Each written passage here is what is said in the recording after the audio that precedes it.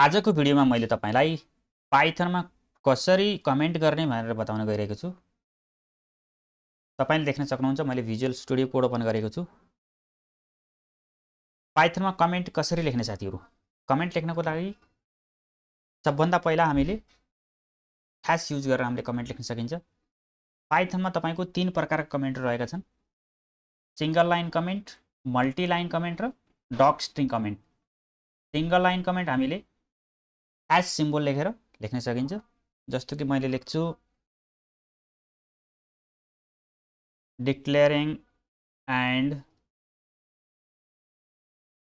defining two variables.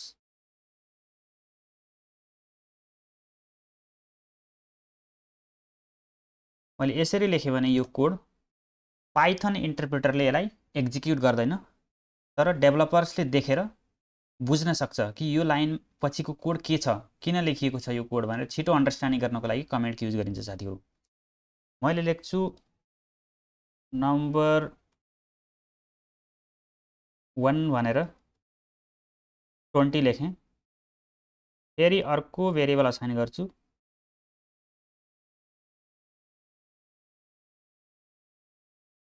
Number 2 भनेर 10। मैले यहाँ ग्याप कम गरिदिन्छु र मैले लेख्छु यहाँ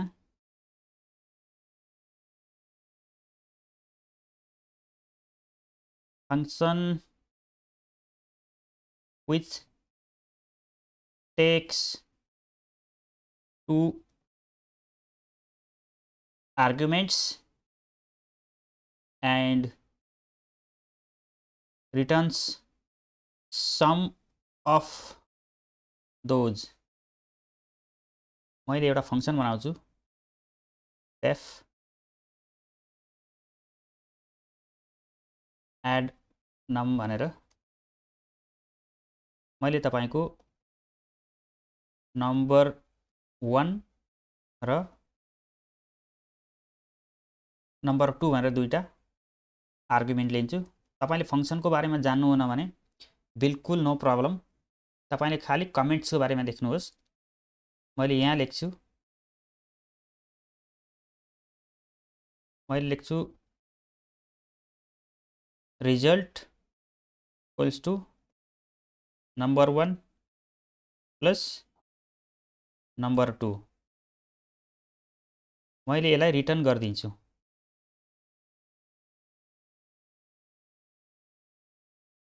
मैले फेरि यहाँ जान्छु र कमेन्ट लेख्छु calling function, किनकि फंक्सन कल गरेपछि मात्र यो एक्जिक्युट हुन्छ।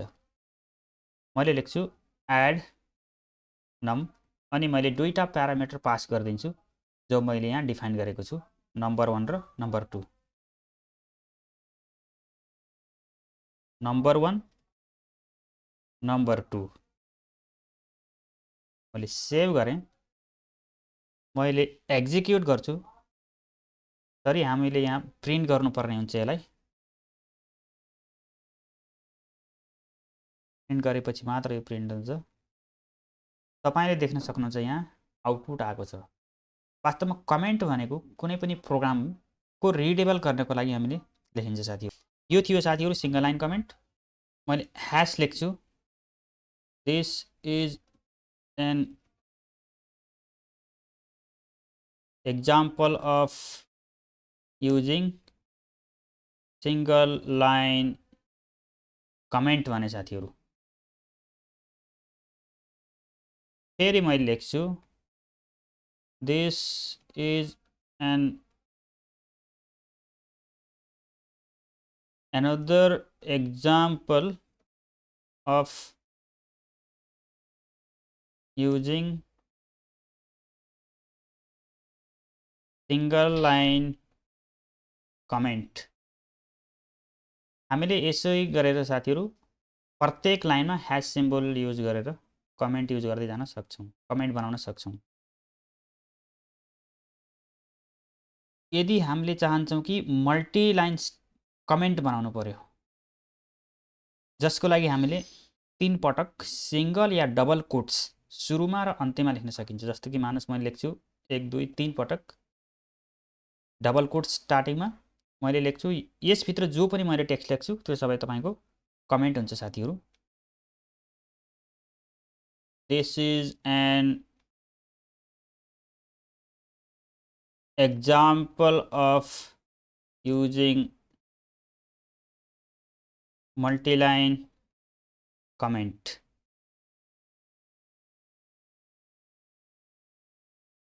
Because I am in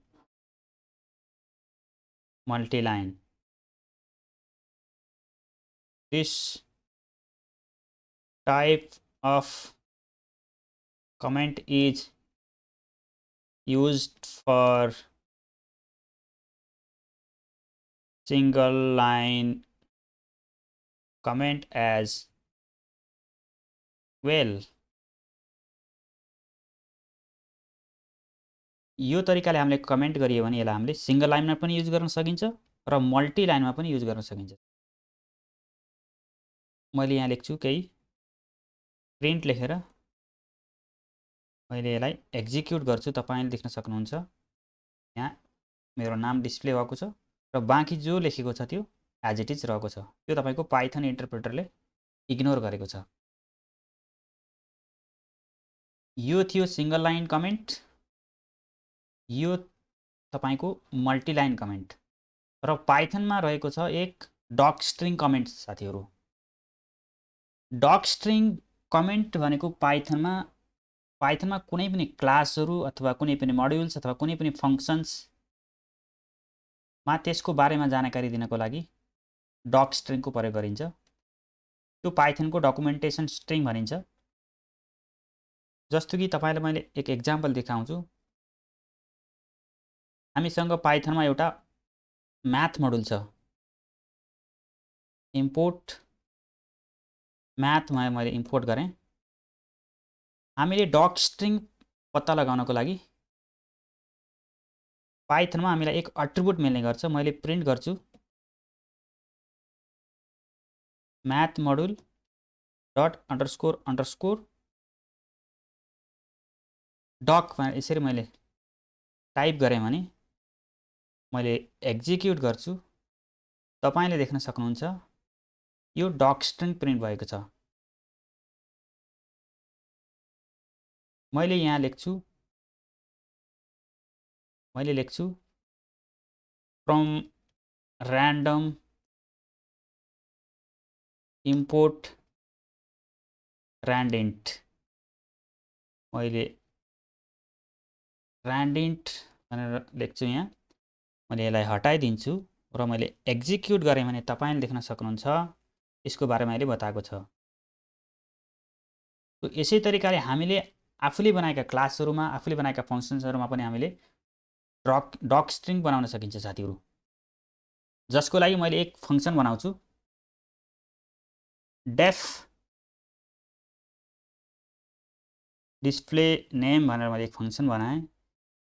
यसले एक नेम प्यारामिटर लिन्छ। मैले यहाँ जान्छु र रिटर्न गरिदिन्छु जो नेम आएको छ।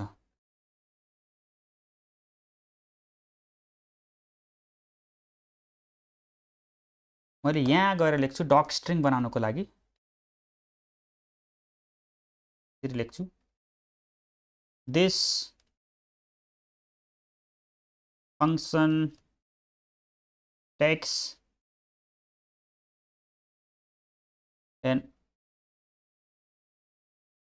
argument and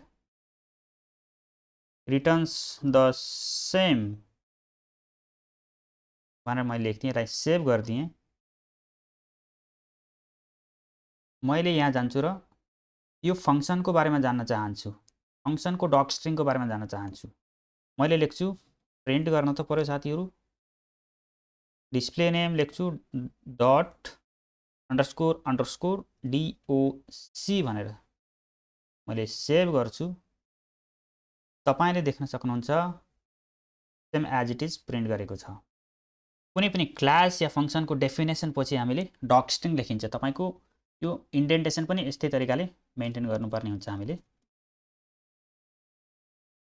यदि हामीले इन्डेन्टेसन मेन्टेन गरिएन भने यो पाइथनले कम्प्लेन गर्छ साथी, जसको लागि हामीले एक ट्याब स्पेस मेन्टेन गरेर इन्डेन्टेसन मेन्टेन गर्नुपर्छ साथीहरू। साथीहरू यो थियो पाइथनमा कसरी सिंगल लाइन कमेन्ट गर्ने, मल्टी लाइन कमेन्ट गर्ने र डक्स्ट्रिङ कमेन्ट गर्ने अथवा डक्स्ट्रिङ बनाउने र डक्स्ट्रिङ कसरी थाहा पाउने भन्ने। कुनै पनि फङ्सन्स या क्लास जोसँग एक एट्रिब्युट रहेको हुन्छ __ doc, जसबाट हामीले डक्स्ट्रिङ पत्ता लगाउन सकिन्छ। Thanks for watching.